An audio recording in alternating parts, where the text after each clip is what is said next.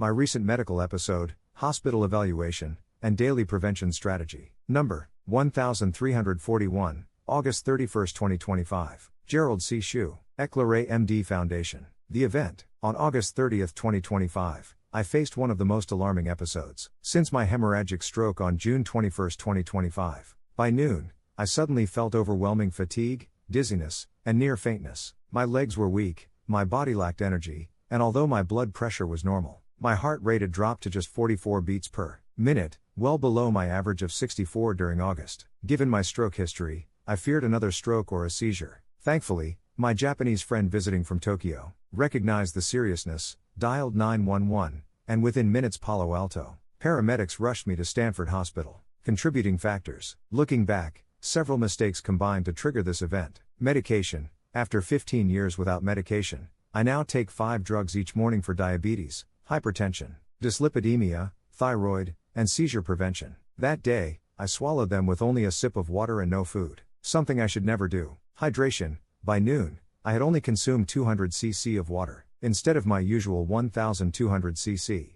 My daily habit is from 2,500 to 3,000 cc. Social stress. The day before, I had my first social outing since the stroke. Meeting good friends was uplifting, but it was also physically and emotionally draining. This perfect storm of skipped breakfast, dehydration, medication without food, and emotional stress pushed my body into crisis. Hospital evaluation. At Stanford, I was diagnosed with pre-syncope, or near fainting. Multiple blood tests, a CT scan, ECG, and cardiac enzyme checks confirmed. No infection. Normal kidney and heart function. Old brain hemorrhage shrinking, with no new stroke. Bradycardia but no dangerous arrhythmia. A neurologist and 3 other doctors concluded it was not a stroke or seizure. My clear memory of this event ruled those out. Vasovagal comparison. Some may compare this with vasovagal syncope, where overstimulation of the vagus nerve causes fainting, often triggered by dehydration or stress. I had 2 vasovagal episodes in Austin, Texas, in May 2024. But this incident was different. I never fainted or lost memory. Instead,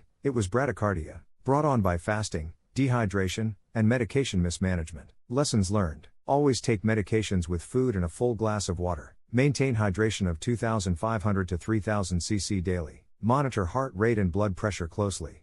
I now check mine 20 to 30 times daily. Reintroduce social and emotional activities gradually. Walk daily. My steps decreased from 12,000 before the stroke to about 2,000 during the first month of recovery, and have now increased back to around 10,000. Safety first. Avoid dehydration. Use a cane when needed, and seek emergency care if stroke-like symptoms appear. Conclusion. This incident was not another stroke or seizure, but it was a preventable crisis. Thanks to my friend who called 911 and the Stanford emergency team. Most importantly, I learned my old stroke scar is healing and no new damage has occurred. My future depends on strict daily discipline, hydration, nutrition, monitoring, exercise, and rest. Prevention is my lifeline, and I will honor it with renewed determination. Disclaimer. This content is for educational reference only and not medical advice. No doctor-patient relationship is created. You may share this summary freely, but it must not be edited or republished as your own.